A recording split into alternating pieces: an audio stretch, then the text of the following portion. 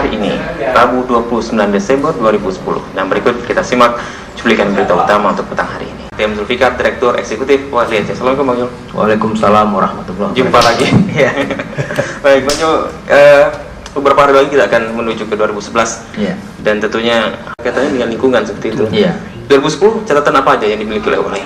Iya, memang kenapa kita katakan bahwa Hal yang diimpresisikan ada lahan di sana, ada udara, ada air, flora dan fauna juga. Iya. Nah, tapi saya tertarik dengan apa yang terjadi sepanjang catatan Bang Yul, catatan Walhi Aceh. Catatan Walhi Aceh, Iya. oke. Tentang banjir, kemudian beberapa bencana lainnya. Saya tertarik dengan banjir misalnya. Banyak pihak mengatakan bahwa ini fair tidak ketika ada pihak yang mengatakan bahwa banjir yang terjadi di Aceh tidak lebih dari curah hujan yang berlebih, sehingga hutan kita pun tidak bisa menampung debit air yang begitu besar atau yang melebihi dari kemampuan hutan kita menyerap air.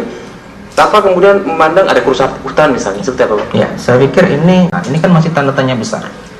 Kita lihat proses penegakan hukum yang itu juga dimandatkan di dalam kebijakan ini tidak dilakukan juga secara baik ya. Ini masih terjadi. Telah berhasil menyelamatkan misalnya 500.000. Iya, artinya ini menyelamatkan dalam konteks salah satu kebijakan ini adalah merekomendasikan agar hak-hak pengelolaan hutan, penguasaan hutan (HPH) itu dihentikan.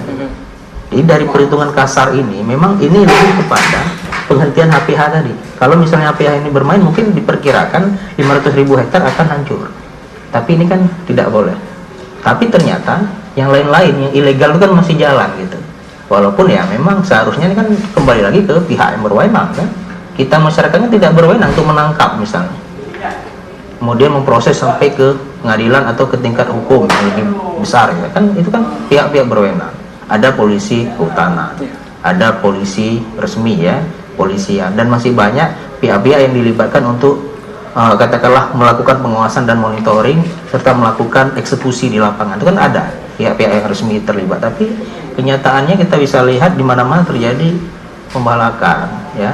Nah, jadi ini seharusnya dilihat lagi, padahal di mandat kebijakan Gubernur Aceh itu sudah jelas bahwa di situ harus dilakukan juga rasionalisasi kebutuhan kayu.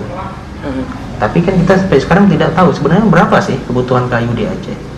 Catatan Walhi tentang jumlah angka bencana 2011 akan semakin berkurang dan kesadaran masyarakat untuk menjaga lingkungan akan semakin meningkat. Baik, terima kasih Bang Yul. Dan saudara, demikian Haba Ketanyo untuk hari ini, pembangunan yang berwawasan pelestarian lingkungan bersama T.M. Zulfikar, Direktur Eksekutif Walhi Aceh. Tetaplah bersama kami.